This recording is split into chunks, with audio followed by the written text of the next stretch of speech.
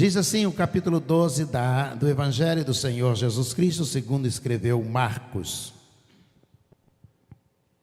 Capítulo 12 da Bíblia Antropológica diz assim: Então Jesus começou a lhes falar por parábola. Certo homem plantou uma vinha, colocou uma cerca ao redor dela, cavou um tanque para prensar as uvas e construiu uma torre. Depois arrendou a vinha a alguns lavradores e foi fazer uma viagem. Na época da colheita, enviou um servo aos lavradores para receber deles parte do fruto da vinha.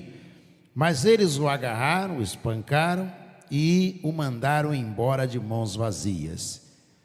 Então enviou-lhes outro servo, e eles lhe bateram na cabeça e humilharam. E enviou outro, o qual mataram. Enviou muitos outros, e alguns bateram, e a outros mataram. Faltava-lhe ainda um para enviar, seu filho amado. Por fim o enviou, dizendo: A meu filho respeitarão. Mas os lavradores disseram uns aos outros: Este é o herdeiro. Venham, vamos matá-lo, e a herança será nossa. Assim eles os agarraram, o mataram e o lançaram para fora da vinha.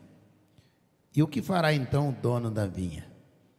Virá e matará aqueles lavradores e dará a vinha a outros. Vocês nunca leram esta passagem das Escrituras?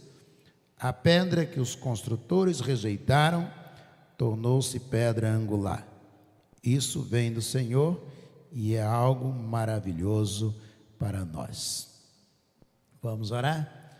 Senhor, obrigado a Deus por esta parábola contada por Jesus para advertir a nação de Israel acerca da responsabilidade e dos fatos que antecederam a sua vinda, e ainda falando sobre aquilo que iria acontecer a ele mesmo.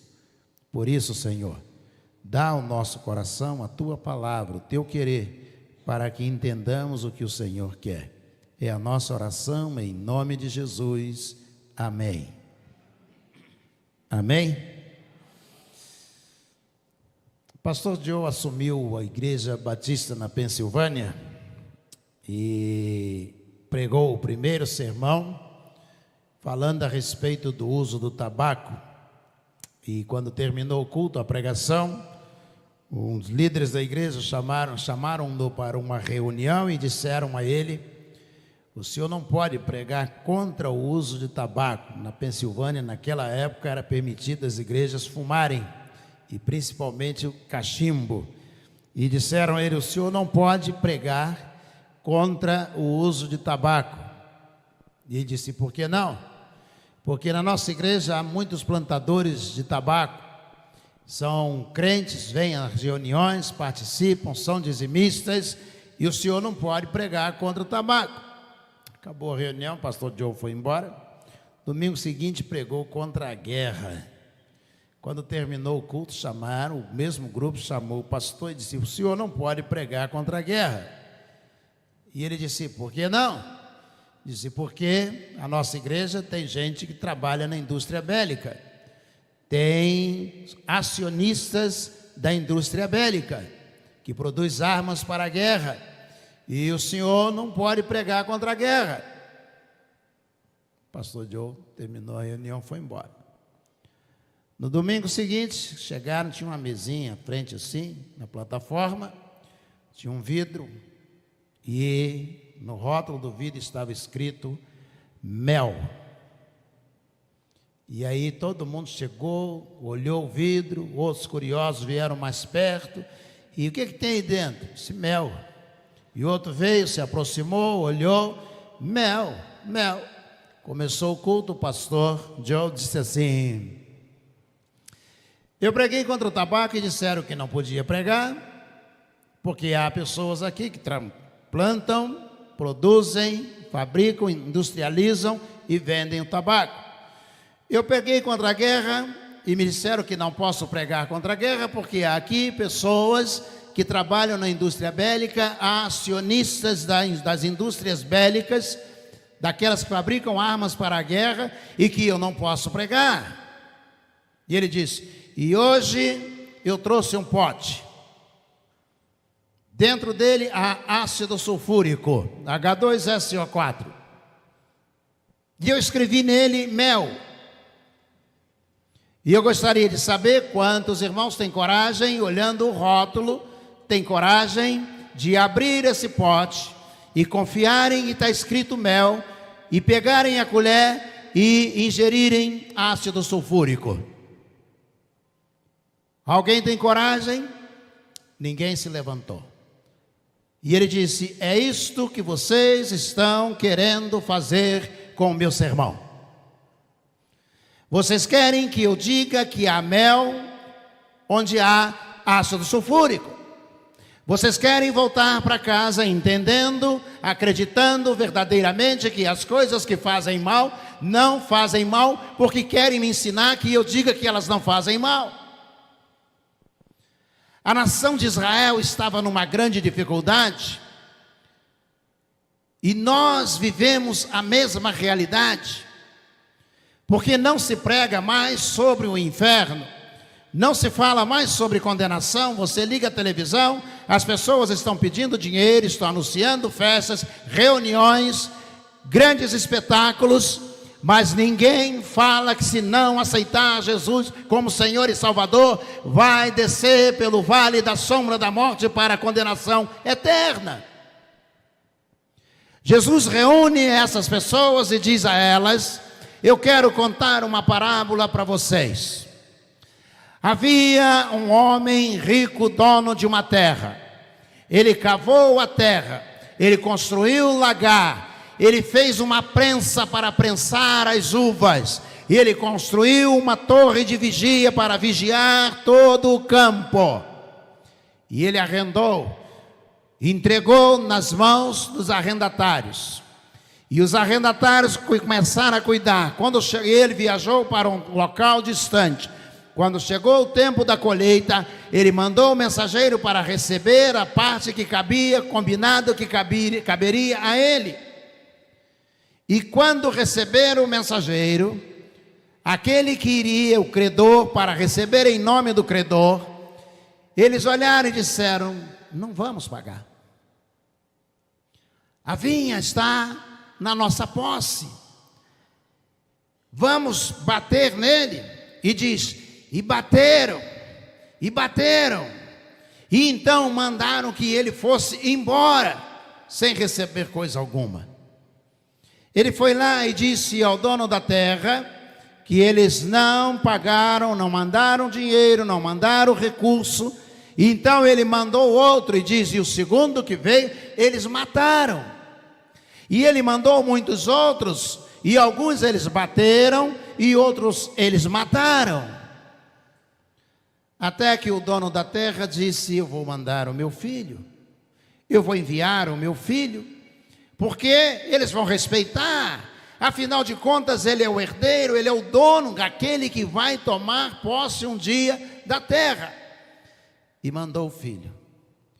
E quando os arrendatários viram o filho do dono da terra chegar, eles pensaram: ele é o herdeiro.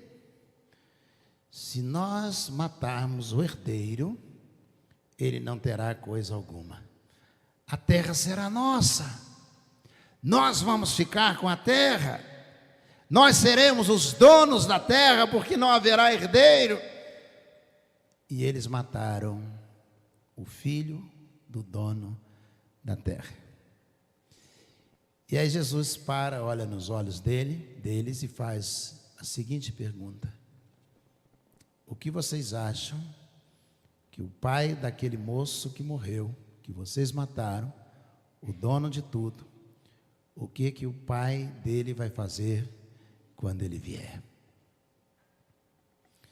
O que vocês acham que o pai do moço que morreu, que vocês mataram, o que esse pai vai fazer com vocês quando ele vier? Pastor, Parece que esta história contada por Jesus tem tudo a ver com o próprio Jesus e Deus. Ele mandou um mensageiro, um profeta. Espancaram o profeta. Mandou outros, eles mataram. Mandou outros, eles espancaram. Mandou outros, eles mataram. Então Deus mandou o próprio Filho.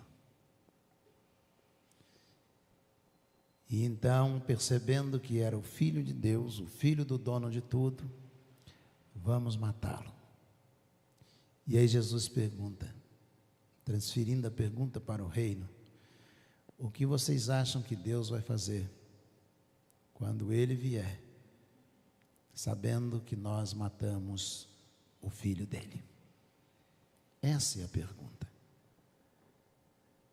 As pessoas estão esquecendo desta realidade. Muitos não oram mais, não leem Bíblia, não evangelizam, não têm compromisso com o reino de Deus. A igreja virou uma grande festa social, um grande lugar de encontro. Jesus está dizendo: o que vocês acham que Ele vai fazer com aqueles que mataram o dono de tudo, o Filho, o herdeiro de todas as coisas?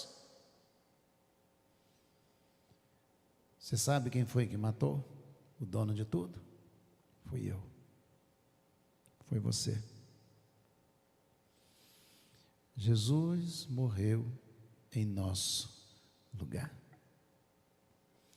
E o que você acha que Deus vai fazer quando Ele vier na sua glória? O que Ele vai fazer com cada pessoa que matou o filho do dono? Essa é a pergunta que Jesus faz. Mas Ele mesmo responde a essa pergunta. Ele diz: virá e matará aqueles lavradores maus e dará a vinha a outros lavradores. Ele mesmo pergunta e Ele mesmo responde. Quando nós recebemos Jesus Cristo como Senhor e Salvador, nós nos isentamos de que esse castigo seja aplicado sobre as nossas vidas. Vou repetir. Quando recebemos Jesus Cristo como Senhor e Salvador, nós nos isentamos que este castigo seja aplicado sobre nós. Mas aceitar Jesus como Senhor e Salvador implica em viver segundo a vontade dEle, segundo o querer dEle. Implica em procurar saber qual é a vontade dEle para a nossa vida. Implica em conversar com Ele constantemente por meio de oração. Jesus está dizendo aos judeus, ali em especial a Israel, aquele que anda ao lado de Deus no hebraico, está dizendo a eles: o que vocês acham que Deus vai fazer? O pai do dono do moço que morreu para nós aqui, que morreu na cruz do Calvário por nós. Vieram os profetas, bateram neles. Vieram profetas, prenderam, mataram. Vieram mais profetas, bateram neles. E veio o filho do dono. Andrew Blackwood diz que o inferno, quando viu que Jesus estava na terra, pensou: vamos matá-lo, e tudo será nosso. Não haverá mais futuro, não haverá salvação. Se nós conseguirmos matar o Deus eterno, tudo vai se silenciar, não haverá mais esperança sobre a face da terra. E diz o próprio Blackwood: enquanto gargalhava o inferno, ao terceiro dia, Jesus se levantava, era levantado do sepulcro pelo Deus eterno todo-poderoso. Ele mesmo, o dono de tudo, que está vivo, Jesus, o Filho, Ele mesmo virá. E nós iremos prestar contas a Ele. Nação de Israel esperava a vinda do Messias, a vinda de Deus, era o dia de Deus, o dia quando Deus viria, e a nação fazia festas aguardando desde a saída do Egito no deserto, fazia festas aguardando a vinda de Deus. E aí se levanta um profeta Amós, no capítulo 4, ele diz: olha, o dia do Senhor não será como vocês pensam, não. Será um dia de lamentação para muitas pessoas, porque Deus virá julgar todas as nações da terra. Quase 3.000 anos se passaram e nós continuamos vivendo a mesma realidade. E esse tempo que nós estamos vivendo, eu acredito que o tempo que o diabo mais tem desviado a igreja do seu propósito. Vou repetir. É o tempo que o diabo mais tem conseguido desviar a igreja do seu propósito. A igreja não é festa. A igreja é arrependimento. A igreja não é encontro social. É lugar de estudar a palavra de Deus para crescer na palavra de Deus. Se vocês quiserem, eu posso escrever no vidro: mel, disse o pastor John. Mas vocês todos vão morrer envenenados. Este é o tempo de envenenamento da igreja. Este é o tempo de envenenamento da igreja, dizendo a ela que ela está tomando ou comendo mel.